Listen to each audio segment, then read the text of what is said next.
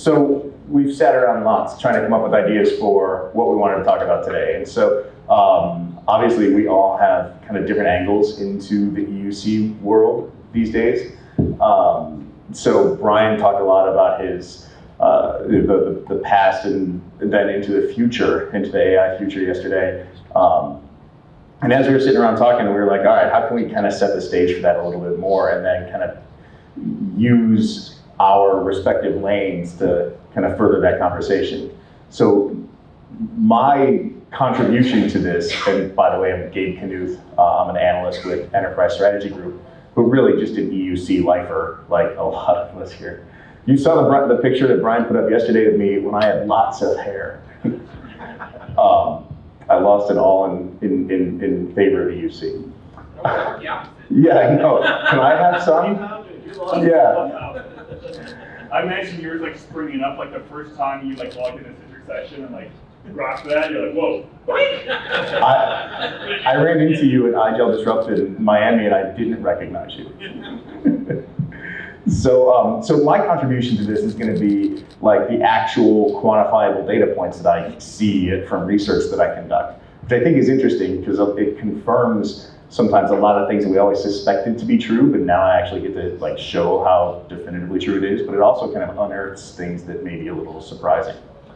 Shawn, you're going to contribute your security-minded focus about how people should change their operations, right? Like, tell me. Well, and I think we'll talk about some recent security things that have happened and what those things should be teaching us about the future of EUC. So I'll talk about the specific incidents, how they happened, and what we should be changing about how we do things to try to avoid impact in the future. And Brian, you're just here to correct us. Color commentary, yeah. But I mean, all three of us, I like though that all three of us have been doing this for 20, 25 years and doing sessions like this, talking about things. And the difference this time is Gabe's like, hey, since last time I got a real job and I actually have real data I can share with you. Instead of just making it up on the fly. Yeah, I mean, let's see, I think I was the only employed one when we first conceived this session. So here's the topics that we're thinking about today. First, I want to go through kind of what the data says about apps and desktop virtualization and how we can kind of combine that with some of the stuff Brian talked about yesterday and try to grab onto something from which to build a strategy. Shawn's going to talk about key takeaways from those recent security-related events, not just CrowdStrike, but there's a few other ones. And then we're a little bit more undefined after that. So we can follow this trajectory if you want to. We have thoughts on all of these, and we thought that would be interesting to share. But if there's anything else, I feel like you can shout them out now. Like you have Brian and Shawn and Gabe for an hour. So if there's anything you want us to talk about, go nuts. Shawn said he's off. There's nothing off limits, even though. Why can't I print? Yeah. Luckily, the world has evolved and you no longer need to print. That's how we solved that. We waited it out. The other thing, all of our topic headings are going to have pictures that we had Dolly create because that was fun. So I just pasted this list into Dolly and Dolly put up some crazy things. So we're going to call that our Drunk Dolly feature. The only word that this got right here is dong. It might be doing, but dong. Yeah. I don't know. I first asked Dolly to make an image of Drunk Dolly, and it said that's against its content policy. So, all right. So first we'll get what the data says about the future of desktop virtualization. Again, this is what Dolly wrote. Boy.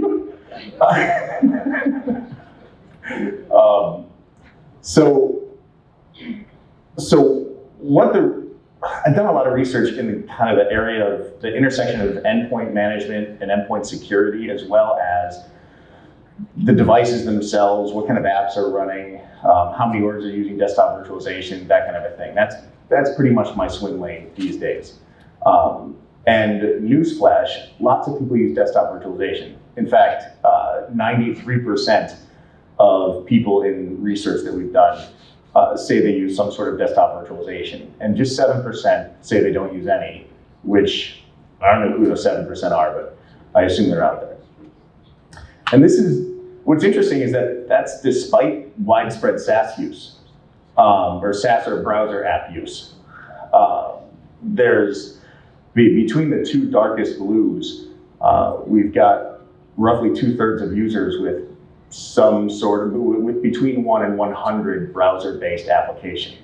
And when you really add all this together, 96% of organizations have some significant number of browser apps in use.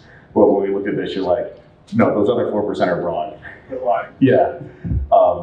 So no real takeaway other than, holy crap, there's a lot of browser-based apps out there too, but that's not really that big of a surprise.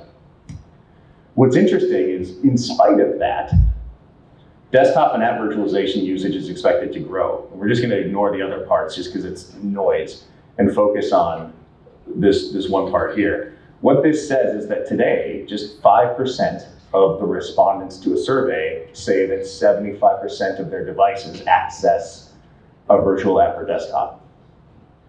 And in 2 years now, that's expected to jump 7x to 38%. And so 93% of orgs are using desktop virtualization. There's not a whole lot of room to grow there in like new companies, but there is a lot of ground within a company, and that's where the growth is expected. Okay, so next is, why is this growing? We've got all these companies using SaaS apps, but we're still expecting to grow desktop and app virtualization. That's because Windows apps are still in heavy use. 97% of companies use at least one Windows app. 44% have 50 or more, and that's kind of our sweet spot that we'll keep in mind. And then another 26% still say they have 100 or more Windows apps. Those are technology and healthcare, not a big surprise, those ones with more than 100 apps. I think technology was the one that had the most, like they were most likely to say they had over 250 Windows apps. Yeah, Fiserv was high too, yeah. Yeah. Do you have a number on the overall percentage of how much is Windows versus SaaS? Not in this deck, but I do, yeah. Steve asked if I had a number on the overall percentage of Windows versus SaaS. It's kind of weird because we're averaging averages. Windows versus SaaS, Windows apps versus SaaS apps. Windows versus SaaS, yeah, I have that. But I don't know how much I trust it just because we're trying to average averages together, and so it's very organization dependent. I think one of the big challenges on web and SaaS-based applications is that most companies don't actually know how many they have. Unless your organization has put in a CASB solution or some kind of, technology that identifies utilization of SaaS-based applications by your users, you sometimes have departmental organizations that'll go out and sign up a new SaaS app, and IT may not know anything about it, the classic shadow IT. So in some organizations where they say, oh, we have 10 SaaS apps, because that's what they know of, the reality is they probably have 100 or 200 or 300 they don't know about. So it's a much bigger issue with web and SaaS because if somebody goes out and acquires a third-party Windows app, you've got tools to discover that. It's pretty easy to figure out. Most people don't have the proper tools to discover web and SaaS usage. So the reasons for, what's that? Was there another? Oh yeah, go ahead, Dennis. What was 3%? Which industries doesn't have any Windows apps? Okay, that's a good question. So which industry doesn't have any Windows apps? Any startups. Yeah, any company from the last few years is probably not thinking about Windows apps. How big they are? Is it like SMB, like manufacturers who do back? So typically startups will only use web and SaaS-based applications. Oftentimes those are 1 to 10 people, maybe as many as 50 or 100 people, but they literally live in the cloud. They use Google Workspace or they use Office 365, like everything they use is cloud-based. Anything like more than 500 people? I think it'd be pretty hard-pressed to find organizations 500 to 1,000 plus employees not having some Windows apps, but it's also a function of like how long has the company been around. If the company's been around for 50 years, they of course have lots of Windows apps. If they're a brand new organization, they may be all 100% cloud. I can find that out for that particular data point to see who was there. I just can't do it in this context right now. We only survey organizations that are 100 seats or more. So that's our floor. It's not like that 3% is from some 50 user companies. For the most part, we start at 100 and go up from there. The reasons for desktop virtualization aren't new. Security though is always comes in as the number one reason that any organization makes any decisions. And the same is true for desktop virtualization. So, we've dealt with some number of these, or probably all of these at some point in time, and maybe their importance relatively, changes between one another. But security these days is the top focus there. Hey, Gabe, if I just add one thing to that, if you're to ask a CISO or a CIO what their number one business continuity concern is over anything else, it's always ransomware. Like ransomware is like the number one concern. And in a lot of ways, it relates to a lot of these topics that are up here. And organizations that have a mature VDI platform oftentimes will have a process in place to automatically repave parts of the VDI estate, sometimes on a daily basis or weekly basis, where they will literally re-provision 10,000 VDI VMs every week and just turn over the VDI estate within like a month. It's completely rebuilt.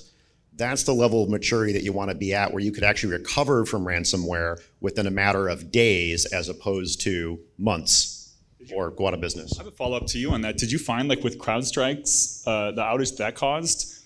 I mean, it seems to me, again, I did not raise my hand for who had this hands-on experience, but from like what I was reading in the news was a lot of people that had VDI or DAS-based solutions were able to recover pretty quickly for various reasons, either because of instant backup or because they could like externally get in the machine. So dovetailing on what you were saying about security and not wanting to be ransomware, do you think the CrowdStrike outage caused people to like look at their estates and say, wow, the 20% VDI we had were fine, these other ones were down for 2 weeks? Is that driving more people to VDI right now? Yes, I think there's a lot of industries that had outages from CrowdStrike that simply should not have had the outages they had. The airline industry, healthcare, financial services, like none of those people should have been down for multiple days to recover physical endpoints. VDI gives you many recovery options that traditional physical PCs don't. First and foremost, you've got virtual console KVM to a virtual machine that makes it far easier to get hands on keyboard to manually recover a machine should you need to manually recover it. But because you have a VM that has a file system that is mounted, you can create, if you run vSphere or any other hypervisor that supports PowerShell scripting or PowerCLI, you can create a script that shuts the VM down, takes the disk image, the VHD or VMDK, attaches it to a host machine, mounts the file system, delete the CrowdStrike channel update, dismount the file system, put it back on the host VM and power it up. You can rip through thousands of VMs in a matter of hours. And that's just if it's persistent VDI. If you're non-persistent VDI, just reboot your fleet and you're back up and running in 60 minutes. Like VDI made organizations recover their environment in a matter of hours, whereas physical PC environments were down, for some cases, as much as a week. So huge advantage for VDI. People wanting to do more VDI because of that in the past month or so? Yes. Go further. Even the witness. So we'll add CrowdStrike avoidance to this. Stay out of the news. Yeah, right? Yeah, stay out of the news. Oh, hey. So what you guys saw, we were involved in 5 CrowdStrike issues. None of the customers wanted to do CrowdStrike. They said it was a fluke. It's a phenomenal company, regardless of how long they were down. Did you guys see anything like that? And if any vendor out there is, what company in the world right now is going to focus most on quality of their patches? I bet it's CrowdStrike. Yeah. So we haven't seen, from the customers I talked to, we haven't seen that many that have said we're dumping CrowdStrike. There have been a few that have said, we're talking to Microsoft about, Defender and maybe, it's going to be better. But I think anyone in security that actually stacks up CrowdStrike against Defender pretty quickly finds that CrowdStrike's EDR functions is orders of magnitude better than Defender. So I think it might be a knee-jerk to think that at first until they talk to the security operations team, and then they're like, oh yeah, this is just not possible. Okay, so back to the desktop virtualization part. So we've got all these Windows apps, we've got all these browser apps. we've got all of these organizations that are using desktop virtualization and growing numbers of users within the organization. Why the hell is it then that 75% of the endpoints that are used to access virtual apps and desktops running Windows? Like, why are we still having this conversation in 2024 about, hey, if I'm deploying Windows virtually, I don't want to have to manage it again locally? I know the answer to that question. Because every single desktop virtualization vendor prioritizes Windows based on the install fleet. I know, but why? I know why, but like, why? Frankly, throughout my career, the VDI. So Rick just raised the point that VDI for a lot of customers is bad because it's poorly designed, poorly optimized, has 2-minute logon times. You probably spent time in financial services or healthcare, I assume. The real answer is if you have 2-minute logon times, you have people to fire in your organization because they don't know what they're doing. Well, I say that, but no one listens. And to the earlier point, in the dialogue for years. The comment was if thin client vendors started embracing a richer set of functionality, primarily around having a functional browser in the Linux thin client device, if they can't connect to their VDI or DAS, they could still use their web and SaaS-based applications. And with the profile, okay. Yeah, so the comment was that the thin client vendors need to actually get the browser persona and configuration settings embedded on the thin client. So if you can't reach VDI, you're signed into Google or Okta or whatever solution, and all your web and SaaS applications work. So it's good feedback.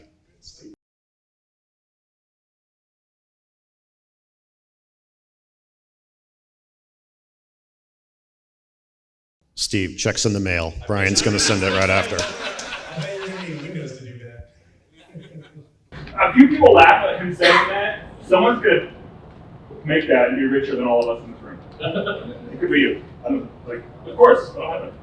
So what you talked about yesterday, though, about how the desktop is the aggregation point of all these different agents and things like that, that's not going to make this problem any better. Like, it's not even a problem if you're doing it intentionally. It's just if you find yourself deploying Windows endpoints for no other reason than that's what you've always deployed, so that's when it's a problem. So Brian and I were having a chat about this this morning about, in the keynote yesterday, he talked about the idea of these autonomous AI agents doing things on your behalf.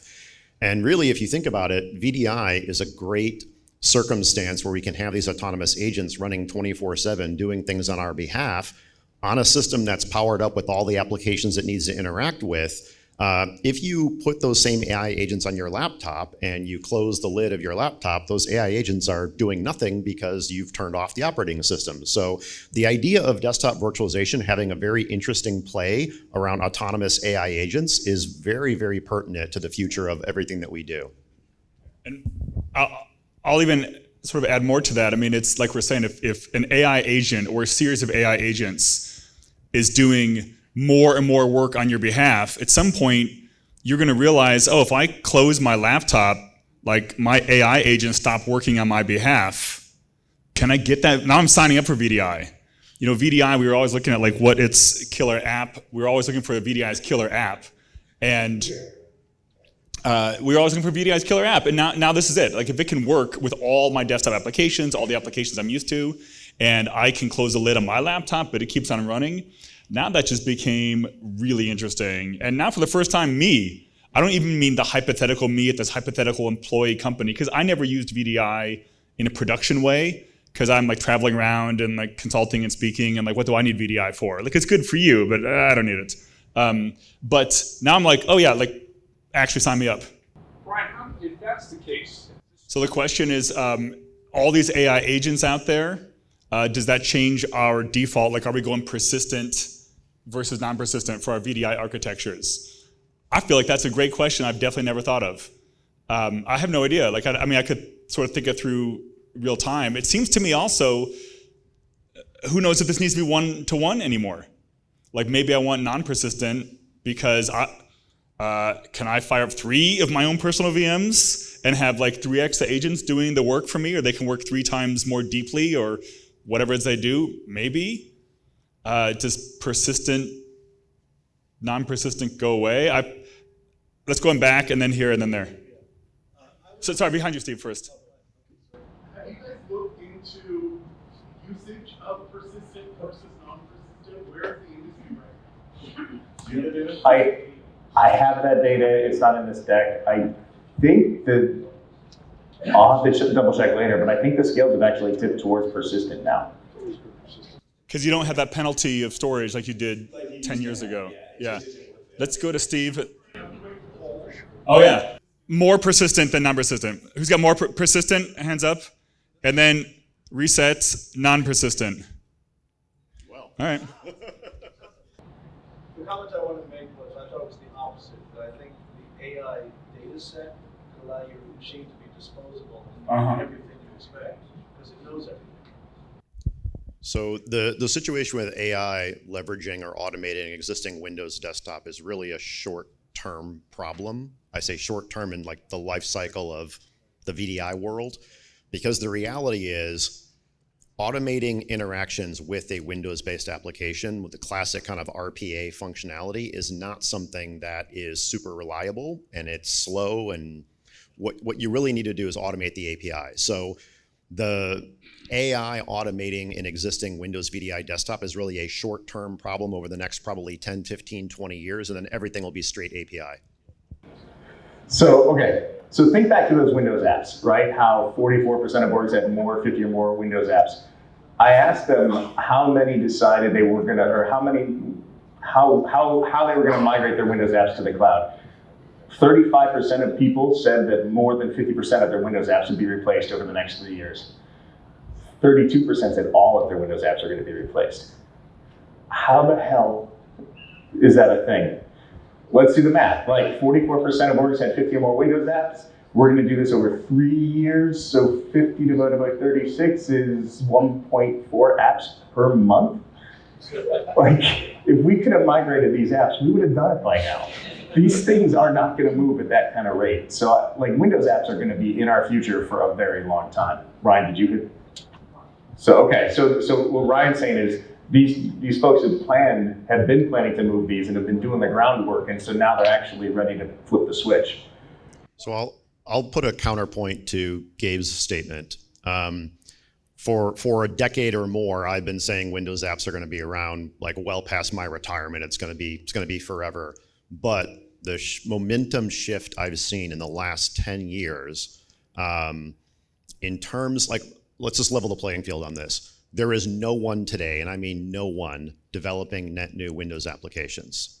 Now, there are still 35 million unique Windows apps in existence, and that's data that Microsoft shared in 2018. Of those 35 million, there's 175 million permutations of those apps. You know, it's Adobe Reader 11.0, 11.01, 11.02, and those are going to take a long time to go away. But the growth of web and SaaS that companies have been seeing the last, decade makes me believe that the era of Windows apps in the desktop is coming to an end.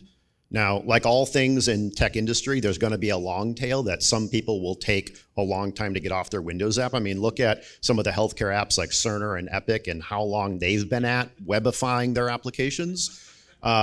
But the reality is, like, it's moving at a much faster pace. When Larry Ellison made his comments about a PC is a stupid thing and everything's going to be a network connected computer in 1995, we're all like, oh yeah, like web's going to take over.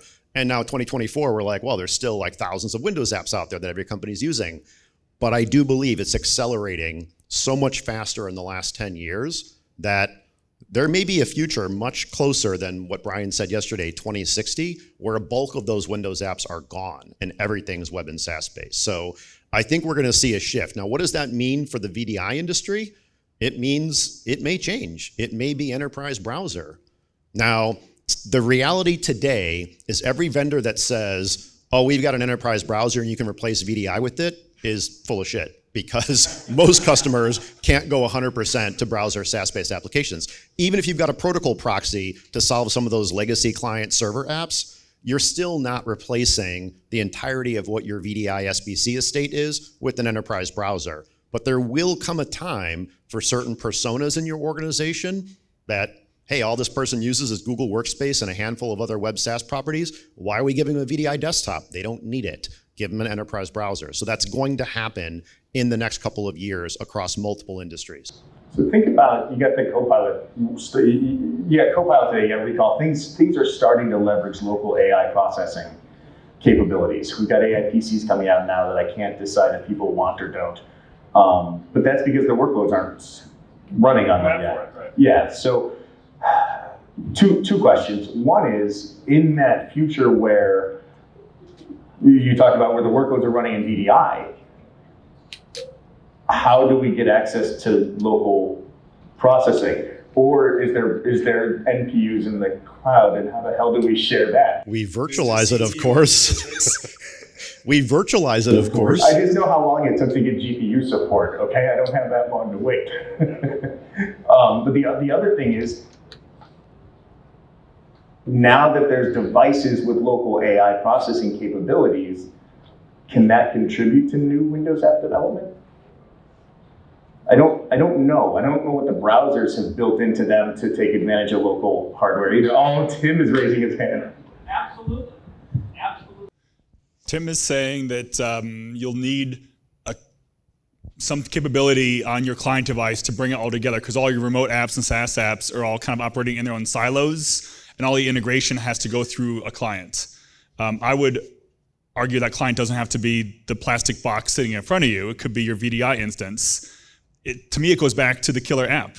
Why does VDI and these remoting protocols use any client resources at all? Because there's a killer app they need, like Teams today, or Zoom, or it was Skype in the old days, or whatever. So once there's some app that actually, like, for real needs the processing power of a client device for AI stuff, then you'll see that. We'll do Jack and then Rick. So as I've been reading it, Microsoft is. I don't know that. So the point is, like, Microsoft, the statement was that Microsoft essentially is pouring a huge amount of money, like billions and billions, into AI. Any other entity in the world combined. More than any other entity in the world combined. I'd like to see the source on that, but it's a lot. But again, for them, like, I don't know that it has to be on the client, you know? Like, Microsoft is going to build the apps and experiences, or whatever they're calling it now. It can be Copilot. It's all kind of throughout the cloud, the web. So Microsoft cares a lot more about you putting your apps into Azure than they do getting it onto a local Windows client. So that's the goal. Jack? And if you need that local place to have your integration between apps, I mean, there's progressive web apps, Electron apps, stuff like that, as much as it pains me to, Jack, you just said Electron app, and I vomited a little in the back of my throat. Tim was saying that we need an integration point for those, and a PWA is still isolated from other PWAs and other browser apps. Oh my gosh. I mean, I'm still just a believer of the lowest friction way to do things is going to be the way forward, even if it's not the theoretical best. And we have like infinite examples in all of humanity, like, showing that. And I believe the same thing, like I was saying earlier, the reason that humanoid robots is the right form factor for a robot is because our world is built for humanoid-shaped interactions. And so the desktop, when we have AIs that move from out of the back room doing cancer analysis into, like, the EUC space doing, like, employee-type work, we already have that integration point for employee-type work, which is a Windows desktop and all the applications, whether Windows web, whatever. And so whether that actual integration point runs on a laptop or runs in the cloud is going back to VDI conversations. These are just form factor conversations. Sure, there's going to be some examples of when it should be VDI cloud, when it should be on your device, but largely it's like the same general concept. Just like VDI is not a crazily strategic thing, it's just a different form factor for delivering Windows, and it has its pros and cons versus all the form factors. To me, what's a foregone conclusion is the desktop is that integration point. That's what we have to get around. Whether it runs on a device or in the cloud, I care less about that. So what I'm thinking right now is that EUC seems like it's really complicated. Job security. So I'm going to skip ahead, but because this slide kind of shows all the shit that we have to care about right now. Like, we care about desktop and app virtualization, of course, but that's not just one thing. That's big clients, browser clients, that's which apps are we using, what security model, how are we accessing it. There's a million different facets of desktop and app virtualization. The font's off.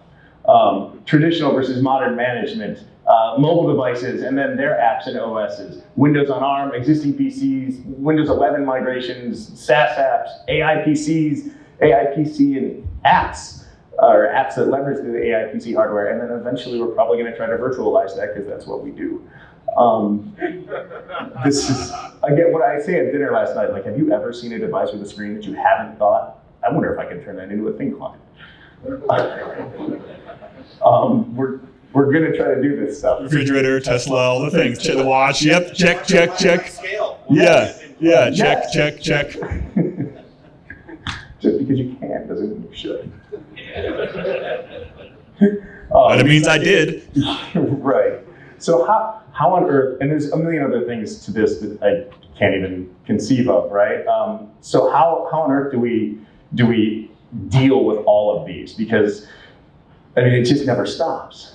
So what ends up happening is if we don't take a strategic approach, we end up as one of these organizations that I've seen that has dozens of tools deployed for endpoint management and security, and that despite having all of these tools deployed, still has multiple security events, still has thousands of unmanaged devices, because they're taking a constantly reactive approach to things.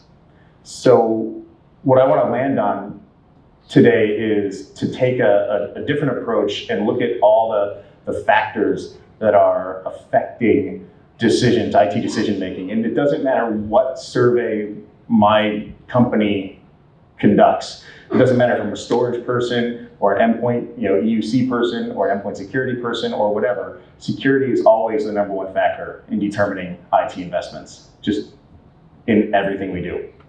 But there's other things that are also kind of hovering around that top spot. Improving business and IT workflows, increasing employee productivity, improving employee experience, which of course we all love to see that climbing the list. Compliance, cost reduction. These are the things that we need to be thinking of as we start to put together a strategy. But then, as it relates to all of our challenges, how do we figure out which users get which things? And it still feels like I'm falling into the abyss, right? That's cool, I'm thinking about security now, but I'm still falling. How do I start to put this to use?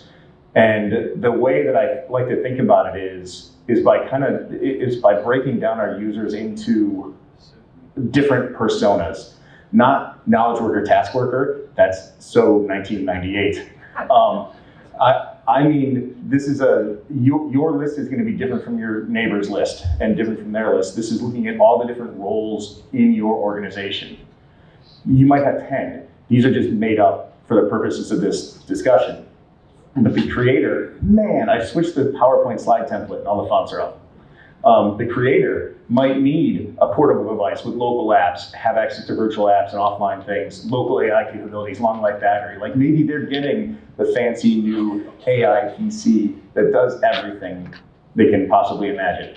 But the noob, they just need virtual apps and a browser, right? So maybe they don't need the latest and greatest device. Maybe these folks are the ones that just get a repurposed PC. Does that PC have to run Windows though? It's an opportunity to reduce our overall organizational security footprint. Then there's the suit, and we'll just build it out. The suit requires a portable device, local apps, offline access, SaaS apps, whatever. Maybe they don't have virtual apps, but maybe they need some highly secure device because they have all these regulatory things that they need. So, maybe they're getting a physical laptop with extra controls on it. And then the frontline worker, they have a different use case as well. Maybe they need a hardware thin client. But again, we don't have to deploy Windows to that. Maybe they still have AI workloads running in the cloud and the agents that you're talking about. Maybe those things are connecting to reserved instances, and the reserved instances are the things that are, doing the always on agent connecting. So I'm watching this. I'm going to admit I'm seeing this for the first time right now. But I've been looking at the workspace through the lens of AI for the past 18 months. And it's funny because when you think about how we can apply AI into our organization, it's the exact same type of microsegmentation. Because with AI, when you're looking at like okay, we want to adopt AI, whatever that means. That's sort of nonsense. It's too broad. But you start breaking up all the tasks that your various employees do. So you can't say like, can AI replace Gabe's job as an analyst? Like, what's an analyst? But as an analyst, he does 60 separate things. I had this kind of call, this kind of briefing, write an article, I do this. So you can look at all those tasks and figure out, oh, AI can do 2 or 3 of Gabe's tasks. Well, it's interesting because historically for employment, we have human employees and all these tasks that we give to them. Well, now the tasks that AI can do, we start taking those away from the human employees. We have fewer tasks for them, so we can give them other tasks and start to consolidate of ones that just humans do, and the AIs can do all the AI tasks. We stack all the AI tasks under the same employee. That employee might not be human.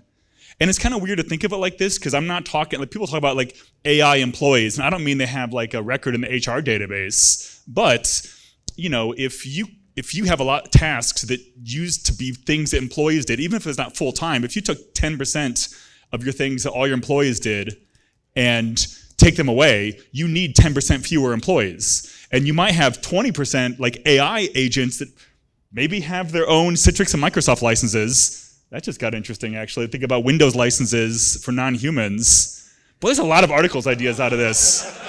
Oh, no, delete, redact. Who's here from Microsoft? Yeah. So what happens when the AI rebels and goes on strike? I mean, true. Hey, we saw that. Your flight stopped, the hospital closes. Like, we saw that 4 weeks ago. But it's interesting here how this is the way you segment tasks. I guess we now have to think about, not only are we doing this to think about device and delivery mechanism, we're thinking like meat mechanism. Like, what kind of meat? Is it a human meat brain or the AI meat brain that's going to operate? You joke, we're going to go to conferences, to like design conferences to analyze this in like 6 months. Y'all are going to be, that's how it's going. So, next topic. Yeah. So look, exactly. This is not your list, and this is not your list of features. This is not your list of personas. Everybody's is going to be different. Yeah. I come from a 33 employee healthcare institution. Yeah. So you're saying there's so many options. It's going to be hard to put people into buckets like this. Yeah. You can consolidate your personas, because at some point it's becoming a unique solution for each and every individual. Yeah, I would say, as opposed to, I would say that you've optimized to some degree. If you have 33 people in your company and you've got it down to 25 personas, there's some optimization there. Oh, 33,000, okay. I just said 33. I guess that's a little, I was trying to be so optimistic. I guess you got a little bit. 33,000 with 25 personas, that sounds great to me. Because that's better than having 500 personas. We had to consolidate to determine our migration. Yeah, I don't mean to suggest that this is perfect. It's just kind of a way to start looking at how or why we might deploy what we deploy to users and doing it with some intent. So, like I said, it's nowhere near as simple as this. It's just, but there has to be a way to do it intentionally. Otherwise, you end up with device sprawl, app sprawl, management tool sprawl. You end up with this unmanageable situation from an IT perspective. And that's what I'm trying to avoid using this. I think this really needs to be resolved by workflows and apps. Yeah, and that's the improving IT and business workflows is definitely a factor here. It's always top on the list anyway. Shawn? Really what it sounds like to me is, we need to do more of what we as consultants wish our customers would pay us for, but never do, which is more use case analysis, more assessment, more getting that deep knowledge that they don't want to pay for. Right, it's not turnkey. It's not one size fits all. Well, then it's outside the organization, right? It starts with HR. Yeah, there's definitely other areas of the business that need to be pulled in. I see that a little bit more nowadays, kind of as we tend towards DEX and AEM and stuff too.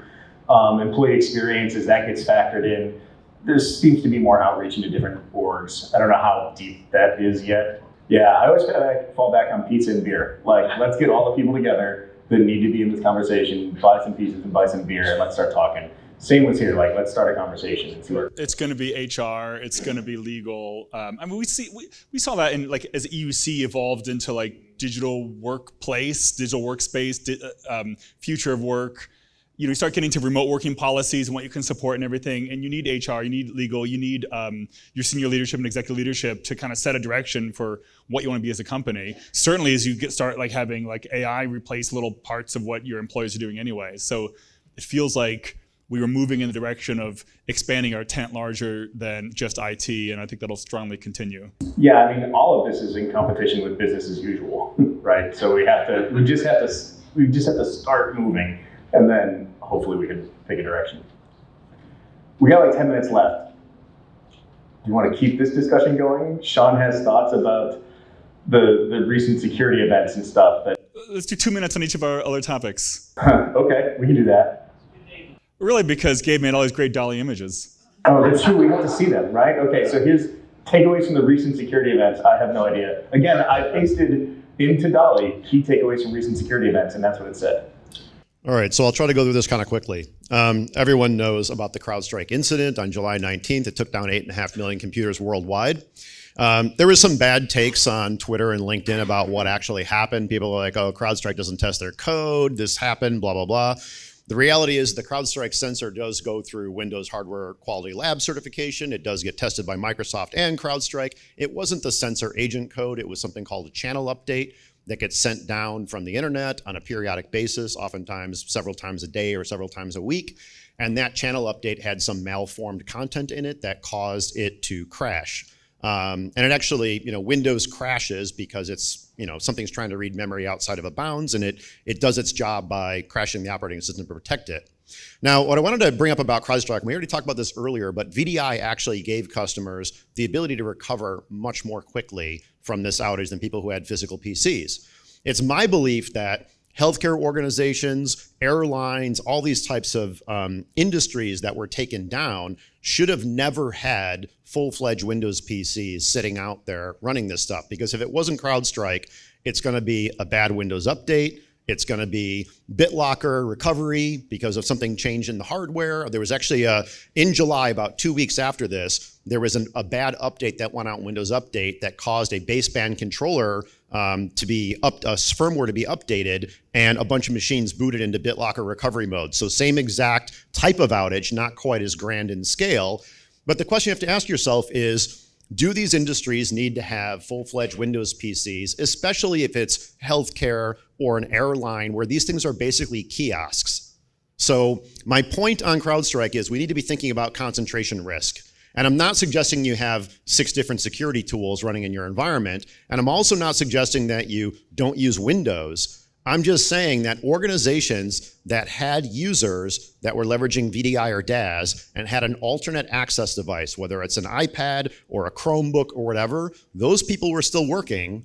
And those that had 100% Windows physical PCs were down for, in some cases, days or weeks. So we need to be thinking about concentration risk. Something else will happen, whether it's a bad Windows update, whether it's a ransomware attack, and if all you have is 100% Windows PCs, you're going to have a hard recovery. So that's the lesson there. Second security thing that happened, this was on July 30th, so like 2 weeks after, was it July 30th? Yeah, July 30th. 2 weeks after the CrowdStrike incident, Azure had a major outage due to a distributed denial of service attack on the Azure cloud. It took down the Azure front door service, it took down Microsoft 365, and it took Microsoft about 7 to 8 hours to recover from this. Now, I want to be very clear, I'm not shaming Microsoft. Every public cloud provider has their issues. Microsoft sometimes has more than others, but they all have outages. Another lesson here on concentration risk is if you're putting all your eggs in one basket, meaning all your virtual desktops run in Azure and you have no on-prem hybrid, you have no multi-cloud, and there is a 7 to 8 hour outage on Azure, guess what? Your business is down. How long can you sustain your business being down before you close your doors? Maybe 7 to 8 hours isn't enough, but what if there is a worse attack next time? What if there is a longer outage next time? What is your recovery plan? So both on CrowdStrike and on this, I would suggest that people review their business continuity and DR plans to make sure the endpoint operating system viability and the virtual desktop in the cloud has a plan B if it's inaccessible. And that's not just a cyber attack. Like Azure has a 99.9% guaranteed uptime. That's more than a day, right? Yeah. It's a lot of time. So I'll cover this last one fairly quickly. This also came out in July. It was a bad July for IT as a whole. There was a ransomware attack on VMware ESXi, and I'm not trying to defend my former employer, but this article was very sensationalist, and they're like, oh, there's this bug in ESXi where if you create a user group called ESXi admins and your ESXi hosts are joined to the domain, anyone that gets put in that ESXi admins is automatically administrator of the ESXi host. Sounds bad, right? That's because it is. It's a very terrible design flaw that VMware put into the product a million years ago. But the reason I say this is a bit sensationalist is this article that Microsoft Threat Intelligence or Microsoft Threat Research shared, they kind of skip over a critical detail about this attack. The way this attack actually happened is an IT admin had a laptop that had some games on it. He downloaded a third-party add-on to the game that had a QuackBot bot on the third-party game add-on that then infected his laptop. He then later VPN'd to the corporate network. The attacker moved from their endpoint PC over the VPN into the data center, pivoted to a few devices, found a machine that had a cached admin credential on it, used Mimikatz to dump the credential. They now have domain administrator. So all those details were left out, that the primary infection vehicle is through a BYOD plus VPN device. And they also left out the fact that the attacker had domain administrator privileges. If you have domain admin, it's game over. It doesn't matter if this EXXi vulnerability exists. You can encrypt every single Windows endpoint in that entire environment in a matter of seconds with PowerShell. So I'm not saying this is not a bad vulnerability. I'm just saying that details matter. And the lesson to take away from this one is, number one, VPN bad. We have to be better as an industry to move away from VPN. It is a terrible attack vector for attackers to get into your corporate network, and you need to move to microsegmentation as well. So that's my 2 cents on these. And don't run with domain admin. Yes. Yeah, make sure that you're using things like virtualization-based security that separates the LSA subsystem into a separate virtual machine so it can't be dumped through Mimikatz. Like, there's a lot of protections that can be done to prevent this. This is interesting to me. Looking at some topic ideas we had, I just picked this one randomly. I kind of want to hear your thoughts on this. Maybe the group, like Windows 365 in the enterprise, or like a cloud PC. Like I was under the impression you had like AVD for like real business and like grown-up enterprises, and like cloud PC, Win 365 is kind of for your small business. But it seems like legit big enterprises are like, oh, I can just pay for Windows and like not deal with anything. Like, is everyone else seeing that, like kind of like, I don't mean to be pejorative, but like real big companies like using like Win 365? Well, and with what we know about persistent desktops and the preference for that, and for, I think I mentioned it, reserved instances. Like, people are willing to they want to pay a flat rate more than they want to pay as they go, just in general. Yeah, I would say if you compare AVD or any other form of non-persistent VDI, and you compare Windows 365, the beauty of Windows 365 is you don't have to know shit about VDI to run Windows 365. If you're an Intune expert and you manage physical PCs with that, you manage Win 365 the exact same way. So you don't need, like, the people in this room that are VDI and SBC experts, they don't need any of us because their endpoint administrators are dealing with that. Dennis. Every time I hear about a comparison about So I don't know if everyone heard Dennis's comment, but it's sort of like the pricing model of pay-as-you-go with the AVD style model versus Win 365 with fixed pricing. You know, Win 365, if you were to compare cost models of Win 365 fixed price versus AVD pay-as-you-go in a properly optimized way, AVD is far cheaper than Win 365.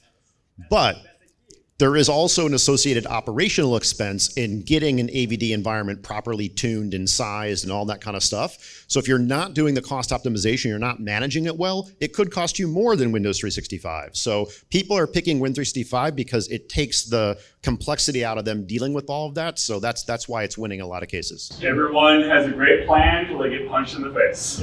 We're out of time, so this will be last final comment. Ryan. Yeah. So Ryan made a good point that, and I'll just get this comment to Ryan and we'll close up. So Ryan made a good point about just because it's Win365 and it's treated like a physical PC doesn't mean you don't need to know some VDI related things, which is absolutely true, but it takes 90% of the complexity out of trying to manage non-persistent at scale. The one thing I'll say is that Intune actually can help you in some cases avoid some of those things, because with Config Manager, if you push a huge package to 10,000 machines at the same time, you melt your VDI environment. Intune is so slow at deploying packages that you can't possibly hit all 10,000 at once. So. Thank you.